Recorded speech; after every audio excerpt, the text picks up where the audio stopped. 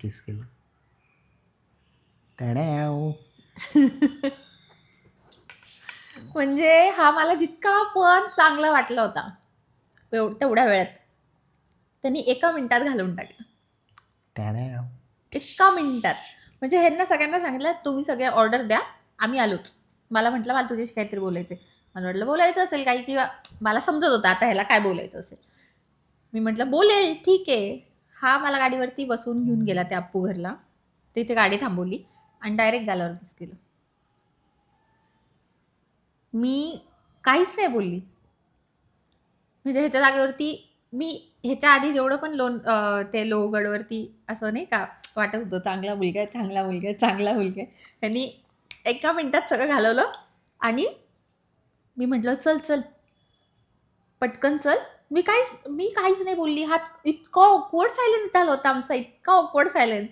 आम्ही आलो आणि खाल्लं. खाण्याकडे पण माझं लक्ष नाही गेलं. खाल्लं वगैरे आणि फास्ट मी आणि यज्ञशी रूमवर चाललं. रूमला म्हणजे हॉस्टेल होतं आमचं, हॉस्टेलला चाललं गेलो.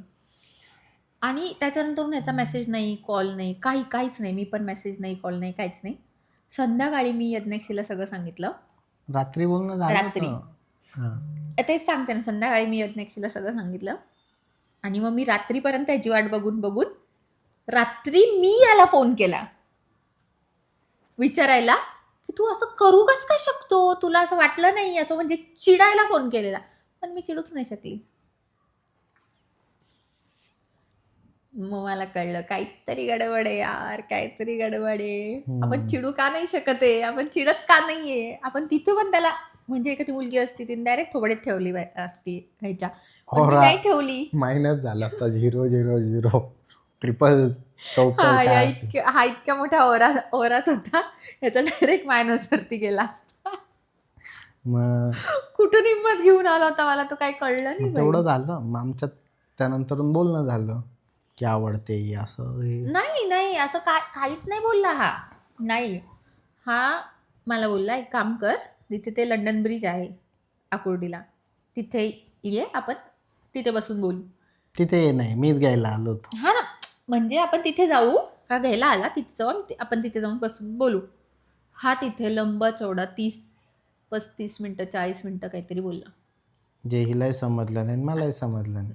काहीतरी बोलला ते मला आता आठवतंय. मला पण नाही आठवत, पण काहीतरी बोलला. म्हणजे मी चिडलेलीच होती. मी चिडली की माझे कान बंद होता. आणि हा काहीतरी असं बोलत होता की जे ह्याला पण समजत नव्हतं आणि मला पण समजत नव्हतं. काहीतरी बोलत होता, पण त्याच्यात एका पण ह्याच्यात तू मला आवडते किंवा आपण रिलेशनमध्ये येऊ किंवा आपण काहीतरी नाही का असं काहीतरी बोलावं माणसानी, की काहीच नाही त्याला. पण मग असं धड होतं पण त्याला हातपाय तोंड काहीच नव्हतं. ते मला कळतच नव्हतं की हा काय बोलत होता. ह्यालाही नाही कळलं की काय, बाउन्सर जात होतं सगळं, पण बोलला. आणि मग दुसऱ्या दिवसापासून आम्ही आमचंच मान्य करून घेतलं की आम्ही रिलेशनशिप हां, आमचं तर असंच मान्य होऊन गेलं. मग नंतरून हळूहळू ते जग जाहीर झालं. मग हळूहळू सगळ्यांना कळत गेलं. आणि लिटरल मिनिंग मध्ये ह्यांनी मला प्रपोज नाही केलं, मी ह्याला प्रपोज नाही केलं. आम्ही एकमेकांना म्हणजे तू मला आवडतोस किंवा तू मला आवडते एवढं पण आम्ही नाही बोललेलो. म्हणजे आम्ही रिलेशन मध्ये होतो पण आम्ही नव्हतो, तसंच काहीतरी. येस. मग त्यानंतरून मग चालू झालं भेटणं, बोलणं, खाणं पिणं, फिरणं, इकडे जा तिकडे जा हे कर. म्हणजे असं खूप लांब फिरायला नाही जायचं, पण मग खूप तिथलं लांब तिथं नाही, फिरायचं पुण्यातच असंच. म्हणजे स्टुडंट लाईफ आहे. स्टुडंट लाईफ मध्ये जसं आपण कॅफेला जातो, इकडे जातो, खायला प्यायला. कॅफेला तर गेलोच नाही. आमचा एक कट्टा फिक्स होता, चहाचा, मल्हारवाल्याचा. चहा घ्यायचो, पोहे घ्यायचे आणि पोहे पण पहिले 2 प्लेट घेतो, नंतर आम्ही एका प्लेटेत 2 चमचे टाकून खायला लागलो. मग येता जाता लोकांनी बघितलं आम्हाला एका प्लेटेत 2 चमचे टाकून खाता. मग त्यांना समजलं असा विषय हळूहळू तो विषय झाला. पण म्हणजे आम्ही असं लांब कुठे नाही गेलेलो, तिथल्या तिथेच आकुर्डीतच. पुण्याला पण आम्ही सगळे सोबत असले तर पुण्यात मध्ये जायचो. नाहीतर असं काही असं काहीच नाही. आमचे एक्झिबिशन वगैरे व्हायचे तेव्हा तिथे तिथे जायचं असं.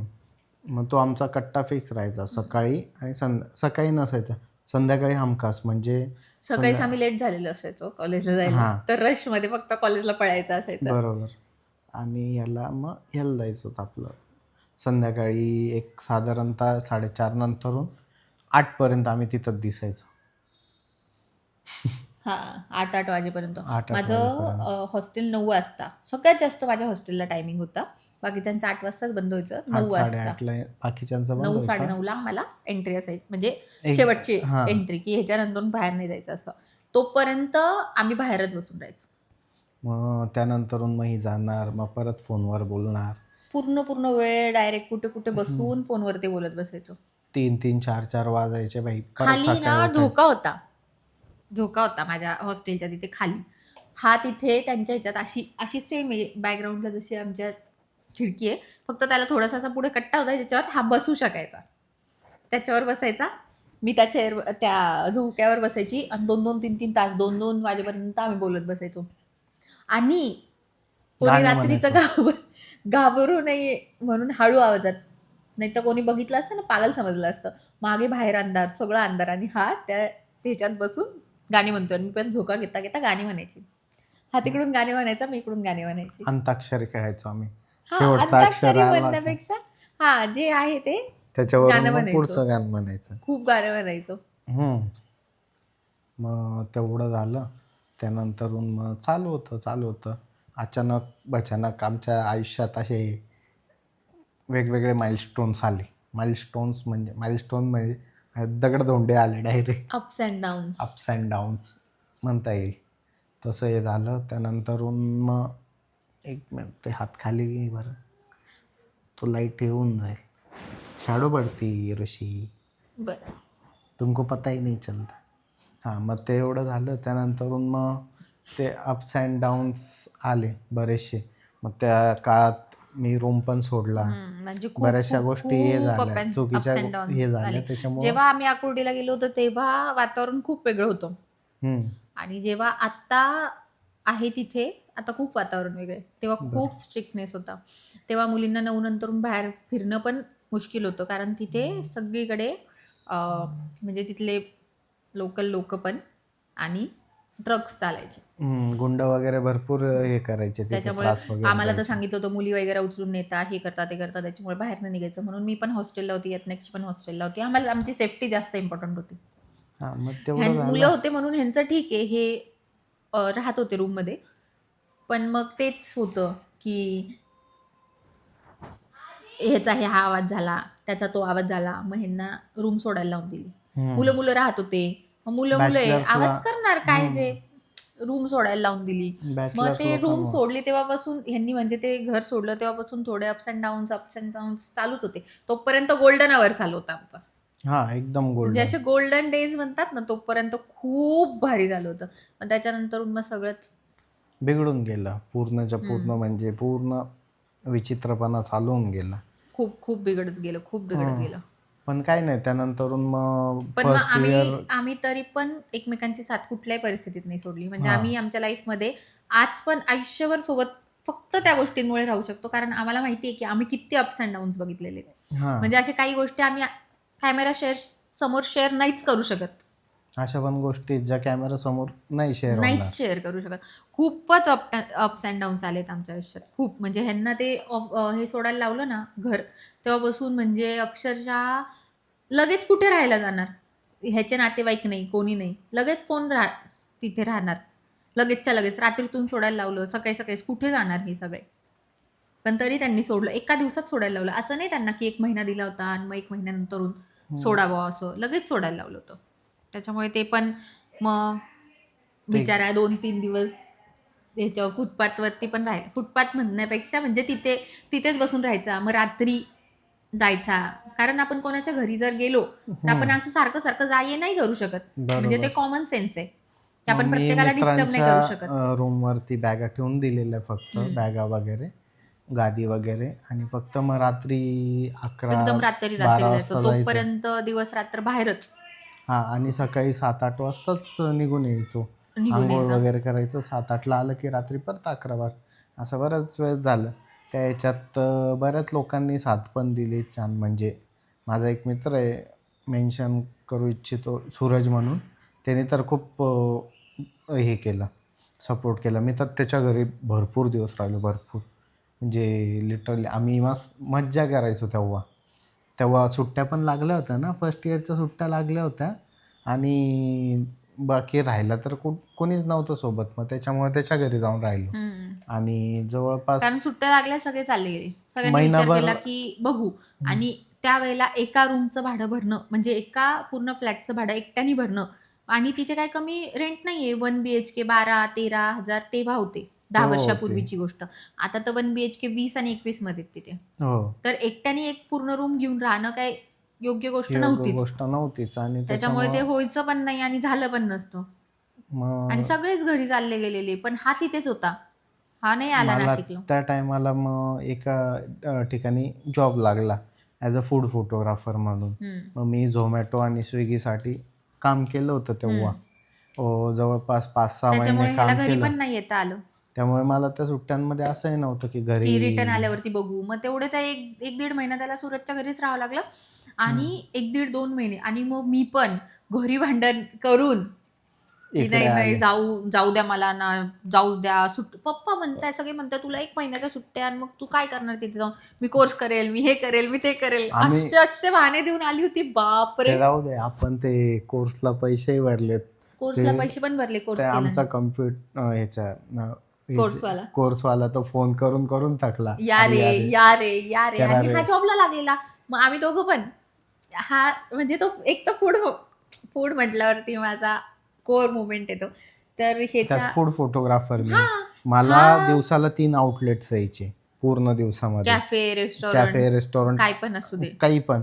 आणि देतानाच आणि एक साथ 15-16 प्रोडक्ट यायचे हां, तोंडासमोर. 15, 16, 21, 22, 25 पाहिजे तितके एका ह्याच्यातून, एका आउटलेटमधून. असे मग दिवसभरात 3 आउटलेट. हा मग जायचा, विचार मी करा. पण त्याच्यासोबत. हा टाईमच नाही मिळायचा कोर्स मग कंप्लीट करायला. आम्ही वेगवेगळे हे पण टेस्ट केले पदार्थ, काय का त्यांचे काय नाही खाल्लं त्या काळात. आणि खतरनाक, तेव्हाच माझं वेट वाढलं होतं. खूप जास्त. म्हणजे मी जेव्हा पुण्याला गेली तेव्हा माझं 62, 64 असं वेट होतं. आणि जेव्हा मी पुण्यावरून आली म्हणजे कोरोनाच्या टायमाला, तेव्हा माझं 94 वजन होतं. नाही 90. हां, 90च्या आसपास होतं. नाही 94 होतं. 94 वेट होतं माझं. 94. हां, कशाला म्हणता. म्हणजे जवळपास 30-40 किलो म्हणजे वाढलं होतं. हा एका वर्षात मी खूप जाडी झाली. खूप खूप प्रमाणाबाहेर जाड झाली होती. असं नाही मी की म्हणजे जाडी नव्हती मी. हेल्दी व्यवस्थित होती पण जाडी नव्हती. बरोबर. जाडी होऊन गेली होती मी डायरेक्ट. पण पूर्ण. मी एका वर्षात हां, वजन पण पूर्ण कमी तिने केलं. परत वजनही कमी एका केलं. वर्षात परत कमी केलं. एका वर्षात वाढली ना, एका वर्षात परत 62 वगैरे. अक्षरशः लोकांनी बोललं मला की आता खेबडी दिसते, चूसाऊ आम दिसते, असं झालं तसं झालं. मग मी परत थोडं परत वजन आता थोडंसं वाढवलंय. वाढवलं. नाही तर खूप बारीक झाली होती आणि खूप जाड. म्हणजे असे 2 वेगवेगळे फोटो ठेवले ना, डायरेक्ट बिफोर आफ्टर करता येईल असं आहे हा खूप पूर्ण. जाडी झाली होती खूप.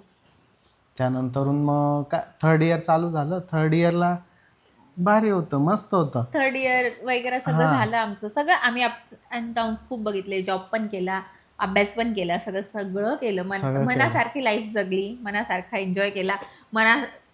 मनाच्या विरुद्ध देवानी जे दिलं ते पण सहन केलं आम्ही. काय असं हां, हे नाही ॲक्सेप्ट केलेले केलं त्या की गोष्टी. नाही नाही नाही हे असं कसं काय झालं आणि मग चला पळून जाऊ नाशिकला. आणि मग म्हणजे पळून जाऊन म्हणजे सोबत नाही, असं हे सगळं सोडून निघून जाऊ निघून बॉस, जाऊ असं बुवा काही या नाही केलं. हिशोबाने. मस्त हे केलं. आणि त्यानंतरून काय करू हां, कोरोना आला. हे झालं थर्ड इयरचा आमचा पहिला पेपर झाला याचा लास्टचा. आणि त्यानंतरून कोरोनाची लाट आली तर ते म्हणे आता 7 दिवसाची सुट्टी. 7 दिवसासाठी आम्ही आम्ही घरी. घरी आलो.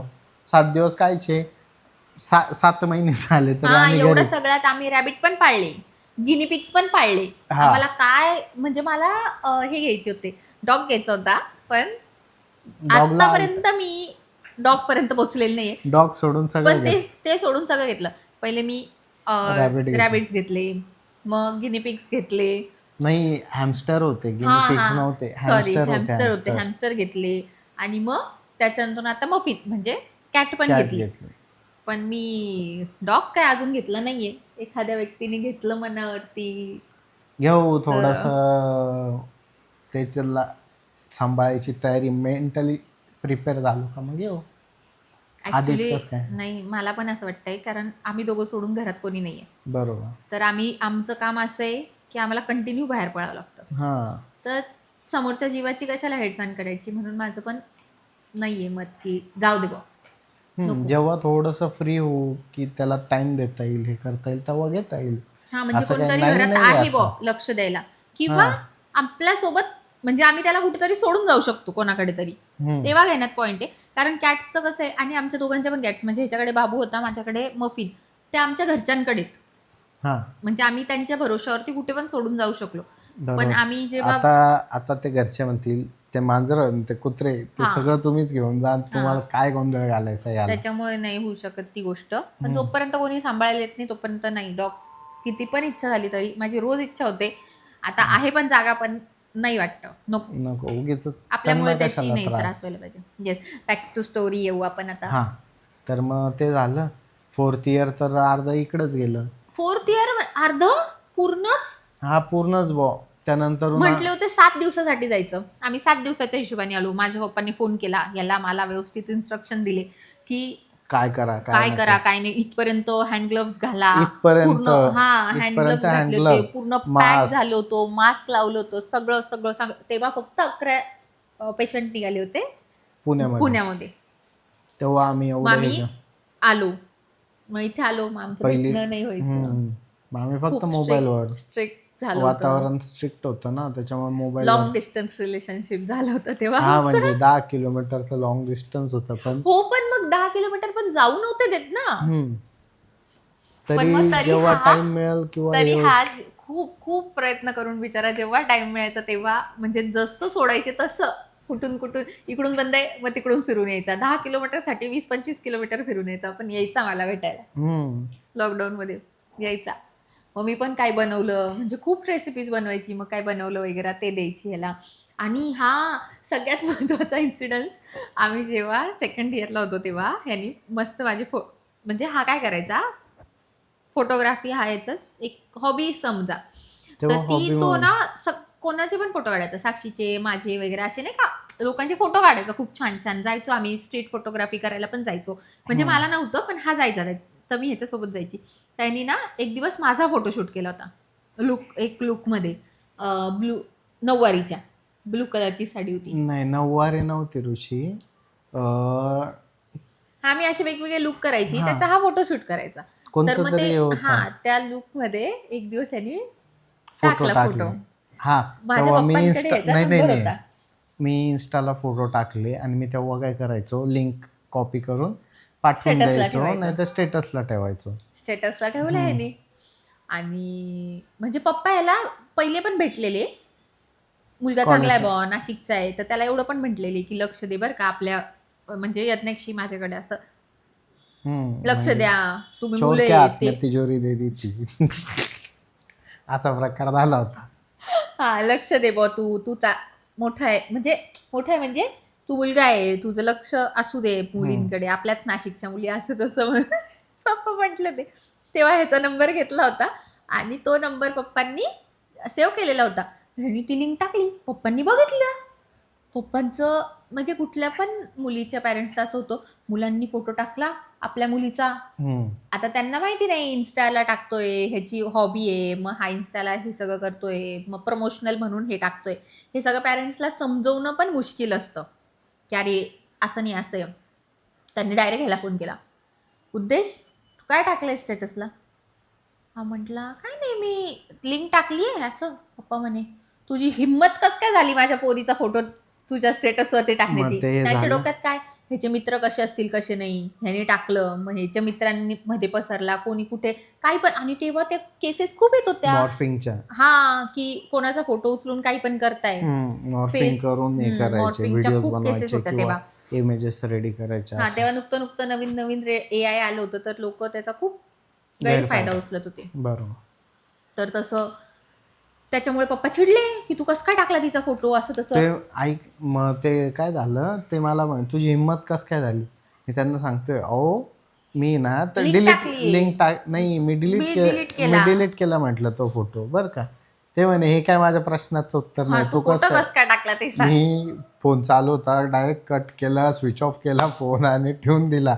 डायरेक्ट मी दुसऱ्या दिवशीच चालू दुसऱ्या केला दिवशीच ऑन केलं. मी पण याला फोन करते, काहीच नाही, डायरेक्ट दुसऱ्या दिवशी फोन केला. मला कळतंय. मग मी पप्पाने समजवलं, अहो ते असं असं नव्हतं, असं होतं, त्याने लिंक टाकली होती हे ते. मग त्यांना कळलं, ठीक आहे, झालं मग सगळं व्यवस्थित. मग सेटल झालं. येस. मग त्याच्यानंतर बॅक टू आता परत, म्हणजे ही मधली स्टोरी जेव्हा आम्ही सेकंड इयरला होतो. हा. मग थर्ड इयरला करोना आला, मग आम्ही आलो. फोर्थ इयर पण त्याच्यात गेला. आणि नशीब इतकं खराब की मी थर्ड इयरला हे झाली होती, CR झाली होती आणि कोरोना आला. हा, म्हणजे तो थोडे दिवस शेवटी आला ग. थोडे दिवस मी होतीच हे, आणि मग ते मध्ये शेवटी हे आलं. झालं. मग फोर्थ इयरला पण झालं म्हणजे असतं, पण काय थर्ड हेच इयरला आहे झालं. ना आमची एकदम युनिटी झाली बरं का सगळ्या क्लासची. आणि फोर्थ इयरला कोरोना आला, परत तिकडच्या तिकडं सगळे लाईनीत हे जाऊन सगळे गेलं. येऊन गेले. हा, मग त्यानंतर फोर्थ इयरचा पेपर पण आम्ही ऑनलाईन टाईपच दिला. ऑनलाईनच दिला. Yes, online type. मग ह्याला होतो, Online. पुण्याला होतो, पण मग ऑनलाईन दिल्यासारखंच ऑनलाईनच दिला दिला. तो. Yes yes. मग त्यानंतर परत मग सगळं बोरिया बिस्तर बांधके नाशिक. मग नाशिकला आलो. मग आल्यानंतर माझे कामं चालून गेले. मग ते कामं चालू झाले ते झालेच. हा, मग मी आतापर्यंत आता हा कामच करतोय, म्हणजे गॅप घेतलेलाच नाही. मग मी परत पुण्याला गेली, हे सगळं झालं. मग मी परत पुण्याला गेली मास्टर्स करायला. मास्टर्स परत कम्प्लीट केलं मग त्यांनी. लिटरल मिनिंग वालं लॉंग डिस्टन्स झालं काय हे. नाही, मी दर महिन्याला जायचो. तरी हा दर महिन्याला 10 दिवस यायचा. 10 दिवस दर महिन्याला 10 दिवस मी यायचा. काढायचो. इथे पहिले कामं काढून घ्यायचो हो, सगळे. 20 दिवसात जेवढे होतील तेवढे कामं करायचा आणि तिथे यायचा. मग 10 दिवस फुल एन्जॉय करायचो. हा, फिरायला जा, हे कर, हा, इकडं मला तिकडं. भेटायला यायचा, पुण्याला भेटायला यायचा. मग तिथून मी माझं मास्टर्स कम्प्लीट केलं. मग मी परत आली. मग मी नाशिकला. जॉब पण केला. नाशिकला आली पहिले. मग मी घरी सांगितलं, कारण आता माझं मास्टर्स कम्प्लीट झालं होतं. ह्या पण सेटल झालेला होता याच्या कामधंद्यांमध्ये. कारण ह्याला पण कामं वगैरे करत, म्हणजे जर पुण्याचं सोडून जरी दिलं तरी ह्याला कामं करत तेव्हा 3-4 वर्ष झाले होते. म्हणजे करोनात पण हा वेडिंग्सचे कामं करत होता. हो, करोनात पण आम्ही जवळपास करोनापासून जसं आम्ही थर्ड इयरला आलो तेव्हापासून तेव्हापासून यांनी पूर्ण कामं पकडली होती. म्हणजे 30-30, 40-40 लोकांमधले पण लग्न केलेले आहे मी. आणि मग जेव्हा फुल लॉकडाऊन होतं, फुल डायरेक्ट 3-4 हजार लोकांवाले पण फुल लॉकडाऊन मध्ये कामं केलेली. हा. मग त्यानंतर काय घरी सांगितल्यानंतर घरच्यांनी घेतला. हा, मग पप्पा म्हणे बरं ठीक आहे, मी बघतो. म्हणजे माझे पप्पा एक तर खूप स्ट्रिक्ट होते. त्यांनी मला मारून, म्हणजे असं वाटलं होतं मला की ते असे झणझणीत मुस्काटात देतील माझ्या, म्हणून मी ना त्यांना घरात नाही सांगितलं. मी त्यांना आमच्या ह्याच्यात घेऊन, गार्डन परिसरात एरियात घेऊन आली आणि तिथे येऊन सांगितलं, पप्पा असं आहे, मला ह्याच्याशी लग्न करायचंय. तरी ते एकदम, म्हणजे त्यांनी इकडे तिकडे बघितलं. त्यांना ते घरात असती ना, मी 100% माझ्या मुस्काटात पडली असती. पण नशीब मी प्लॅन केला व्यवस्थित. पहिले मंदिरात गेली, हनुमान चालीसा म्हटली, देवाच्या पाया पडली. म्हटलं, देवा माझी ही विश कम्प्लीट कर बाबा, बाकी काही नको करू. मग त्यानंतर मग त्यांनी वेळ घेतला की मग त्यांनी डायरेक्ट 1 वर्ष वेळ घेतला की थांब, ठीक आहे, मी बघतो, तू पहिले तुझ्या जॉबला लाग, मी त्याचं बघतो काय करतो काय नाही करत, मुलगा पण व्यवस्थित. आता मुलीचे वडील म्हटल्यावरती त्यांनी त्यांचं जे कर्तव्य त्यांनी पार पाडलं. त्यांनी ह्याची चौकशी केली, हा काय करतो काय नाही करत, कसा मुलगा आहे काय नाही, असं ऑलरेडी त्यांना खूप माहितीच होतं त्याच्याबद्दल, नव्हतं माहिती असं नाही, पण इन डिटेल डेप्थ नॉलेज काढलं की वडील आहेत, काय करता, घरचं काय वगैरे, असं नॉलेज काढलं. मग 1 वर्षांनी मी त्यांना परत प्रश्न विचारला की मग आता काय करायचं, म्हणजे काय असं. मी त्यांना 2023ला सांगितलं होतं. 1 वर्ष मी परत गेली, पुण्याला गेली, जॉब वगैरे केला. मी माझं सगळं शिक्षण वगैरे कम्प्लीट करून जॉब करून परत आली. आणि मग तेव्हा मी यांना विचारलं की, म्हणजे जॉब सोडलेलं नव्हतं, जेव्हा मी त्यांना विचारलं तिथूनच विचारलं. मग पप्पा बोलले की ठीक आहे, ये तू, आपण बघू काय करायचं, आपण बघू. मग मी आले, आमचं चर्चा झाली. मग मी जॉब वगैरे सोडला, मग नाशिकला सेटल झाली आणि मग आम्ही लग्न केलं. पण त्याच्यात पण कोणी काही कमी नाही केलेले. भरपूर जणांनी मला एकटीला पकडून समजवलं की नको करू, लव्ह मॅरेज नसतं करायचं, हे नसतं ते नसतं, ॲज युजल रिलेटिव्ह, बाहेरचे लोक. माझ्या इथं काही टेन्शन नव्हतं. ह्याच्या इथे पहिल्यापासून माहिती होतं, म्हणजे लिटरली ह्याला माझ्याशी लग्न करायचंय ही गोष्ट ह्याच्या मम्मीकडून कळलेली मला, लिटरली.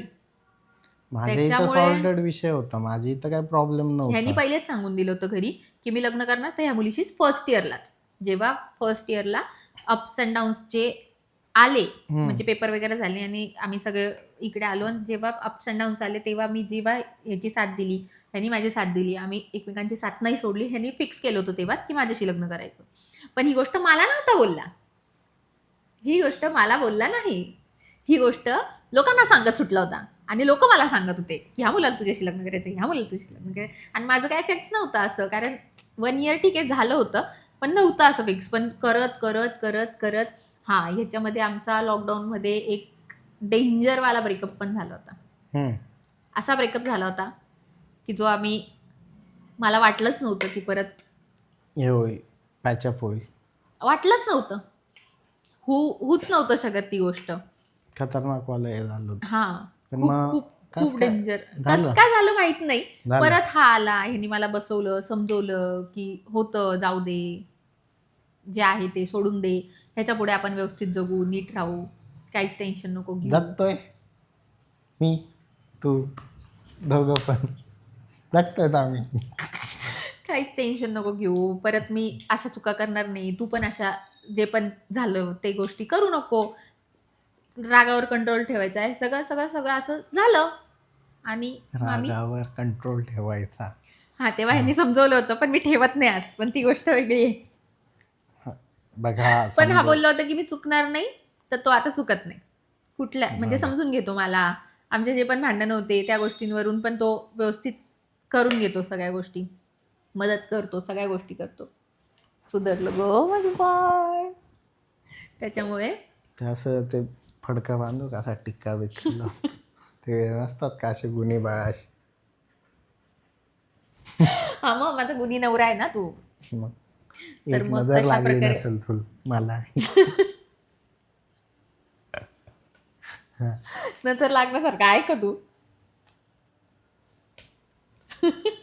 हे बघा, हे क्रिटिसाइज करणं आहे मला, हे असं वागणं आहे. पण स्टील ठीक पण मी आहे. किती सिरियस गोष्ट बोलत होती, ह्यानी का म्हणजे लिटरली माझ्या इथपर्यंत डोळ्यात पाणी आलं होतं, आता खाली पडणारच होतं, तर हा असा बोलला. बायको रडली नाही पाहिजे. पप्पांना वचन दिलंय माझ्या की बायको तुमची पोरगी मी कधीच रडवणार नाही, तिच्या डोळ्यात पाणी येऊ देणार नाही. मग सारखी 2 दिवसाला रडते ती. ती मी माझी रडते, मला रडल्याशिवाय होत नाही, ती एक थेरपी माझ्यासाठी. अरे मला काही झालं तरी पण रडू येतं. थेरपी तर थेरपी पायरी माझी लागते ना, माझी चूक नसली तरी मला ते गिल्ट ट्रिप पडतंय त्याला, कारण मी रडती बो असं. मग पण ठीक आहे, मग स्टील सगळ्या लोकांनी असं हे केलं की नको करू नको करू नको करू. आडफाटे खूप जणांनी टाकले, खूप प्रयत्न केलेले आहेत माझ्या साईडला, ह्याचा नाही आहे हा विषय, कारण ह्याच्याकडे काहीच प्रॉब्लेम नव्हता, अख्ख्या दुनियाला माहिती होतं आणि सगळ्यांनी. नाही, माझ्या घरच्यांना माहिती होतं त्याला कोण देणार आहे पोरगी, भेटली तेच खूप आहे. नाही असं काही नाही आहे, गुन्ही बाळ आहे, त्याच्यामुळे बघूच शकता तुम्ही किती गुन्ही आहे. असं नाही नसतं. खरंच त्याच्यामुळे खरंच काहीच हे नाही आहे. म्हणजे माणसाचं दिसणं एक वेगळी गोष्ट असते, पण त्याचं मन पण चांगलं असणं गरजेचं असतं. दिसून तुम्ही खूपच भारी माणसाशी लग्न केलं आणि तो माणूस जर फालतू खंगार माणूस निघाला, तर तुम्ही त्याला काही नाही करू शकणार. नुसत्या दिसण्यावरती काही घेणं देणं नसतं, मन चांगलं असणं गरजेचं आहे. मी उद्देशच्या मनावर प्रेम केलं. बापरे. हो. काय रे तुझं, माझं कुठं काय ऋषी, काय तुझं, म्हणजे मी काय बोलली त्याच्या सगळ्या गोष्टीला ह्याला विरुद्धच जायचंय. मग काहीतरी मज्जा नको का आयुष्यात, काहीतरी एंटरटेनमेंट पाहिजे राहतं माणसाला. मग हे असं मग मार खायची कामं करतो. आणि 8 दिवसांनी मी ह्याच्यापेक्षा मोठी आहे, तर ह्या घरात आम्ही रूल माझा चालतो, नसती तरी माझाच चालला असता, पण तरी पण मी मोठी आहे, त्याच्यामुळे हा सगळं माझं ऐकतो. मी जे म्हणणार तेच या घरात घडतं, आमच्या आयुष्यात घडतं. दिदी तर हा ऋषी हा. त्याच्यामुळे जे पण मी बोलते ते तो चुपचाप ऐकून घेतो. काय करणार, पर्याय ऑप्शन नाही माझ्याकडे काही. एकटाच राहतो घरात. छोटा आहे ना तू, 8 दिवसांनी मी या घरात छोट्यासारखंच वाग. या घरात मी एकटाच राहतो.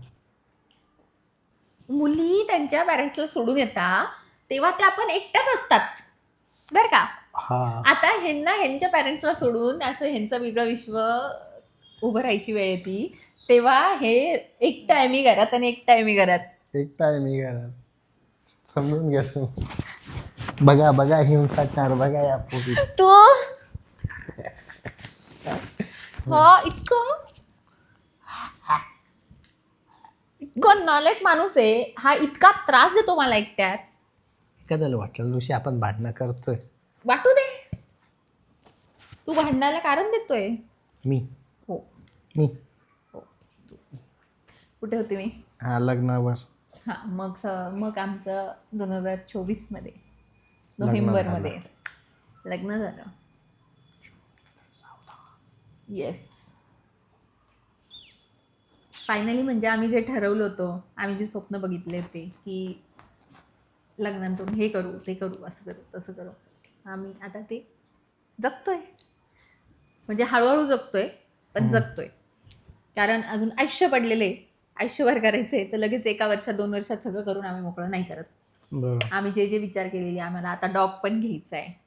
घेऊ ना. आत्तापर्यंत 4 वेळा बोललीस तू ऋषी डॉग घ्यायचा आहे मला. हा, म्हणजे एक एक गोष्ट सांगते मी, उदाहरण देते की अशा अशा गोष्टी आम्ही करणार आहे, हळूहळू करणार आहे. जसं जसं सेटल होणार तसं तसं आम्ही करतोय. भरपूर गोष्टी आम्ही करतोय, भरपूर गोष्टी आम्ही केलेल्या आहे. आमचं इंटरनॅशनल ट्रिपचा प्लॅन होता तर आम्ही ती लग्नानंतर केली. ती इंटरनॅशनल ट्रिप पण केली. केली एकच. आता पुढची करायची. एकच काय अर्थ आहे, केली ना. हा. करणार आहे, अजून पण करणार आहे. पण आता सध्या टाइम मॅनेजमेंटचा थोडासा इश्यू आहे. कारण आम्ही एकसाथ खूपच गोष्टी करतोय. मग त्याच्यानंतर आमचा प्लॅन आणि हे होतं की आम्ही आमचं ऑफिस टाकू. आम्ही टाकलं. आम्ही टाकलं.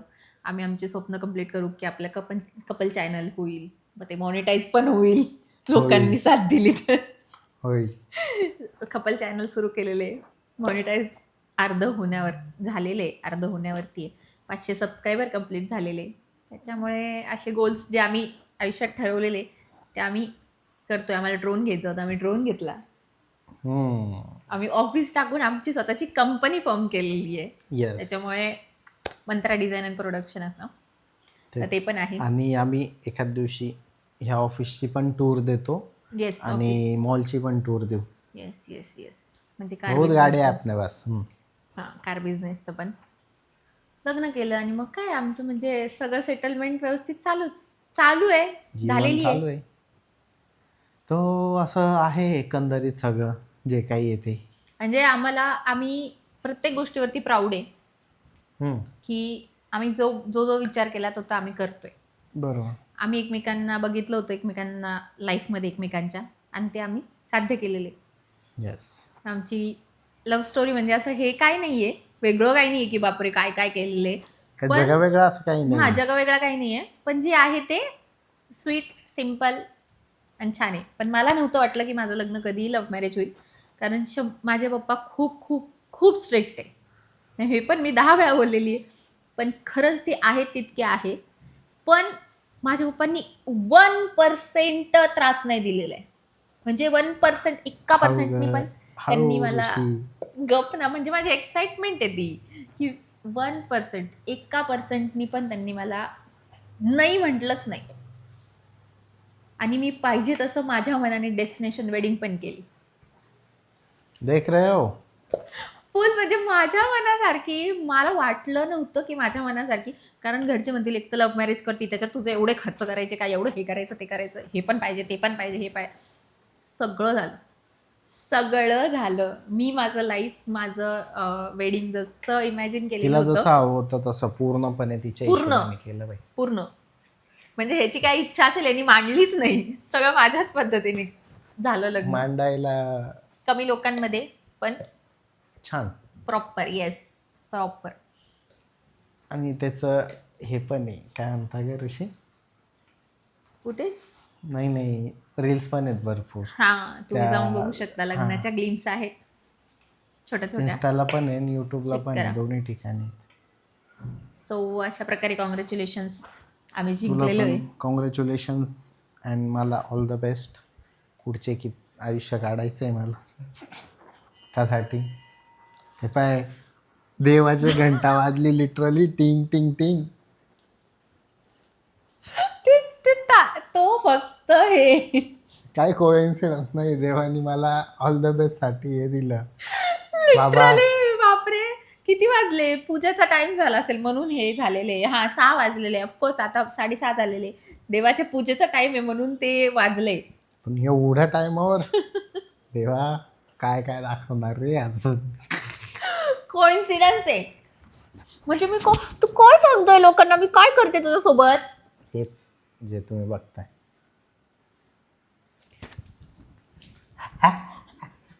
जाऊ दे, नाही जाऊ दे आता. नाही मुलगा मला असा त्रास, इतका त्रास देतो, असं काय काय काय काय बोलतो आणि असं दाखवतो की मी किती वाईट आहे, की मी ह्याचा किती काय बोलतात त्याला, जात नाही, छळ. छळ. हा, किती छळ मांडलाय मी ह्याचा. एकट्यात घेऊन जशाला इतकी मारते, कामधंदे करून घेते, भाजी पोळी पण हाच बनवतो, भांडे बिंडे हा घासतो. तुम्ही बघितलंय. त्यांनी बघितलंय ऋषी, न बघितलेल्या गोष्टी सांग. नाही नाही, ते असं फक्त काही नाही. रीलसाठी आहे. मी माझ्या मर्जीने करतो जे काय करायचं ते. नाहीतर पण आपण कोणाला काही घरकामात घाबरत पूर्ण. नाही. आपण नाही, असं काही नाही. आपण घाबरतो देवाला, कर्माला, सगळ्या गोष्टींना घाबरतो आपण. पण आपण घाबरतो ना.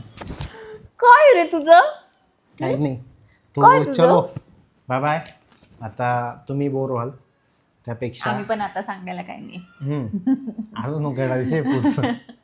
तोपर्यंत चलो बाय बाय. चॅनलला लाईक करा, शेअर करा, सबस्क्राईब करा आणि इंस्टाला फॉलो पण करा. आणि असंच सपोर्ट करत राहा. आम्हाला तुमच्या सपोर्टची आणि याची गरज आहे. हो, सध्या खूप गरज आहे. येस, कारण आम्ही आमचा पुढचा गोल ठेवलेला आहे की आमचं चॅनल सबस्क्राईब करायचंय, आमच्या मॉनिटाईज करायचंय. मॉनिटाईज करायचंय या वर्षीच्या डिप्रेशन समज रहे हो, डिप्रेशन. मॉनिटाईज करायचंय. काय बोलत होते मी, ह्या इयर एंड पर्यंत. येस, तुमच्या याची गरज लागणार आहे आम्हाला थोडी, याची सपोर्टची. हां, त्याच्यामुळे तेवढा करा. चला आता भेटूया पुढच्या व्लॉगमध्ये. तोपर्यंत बाय बाय.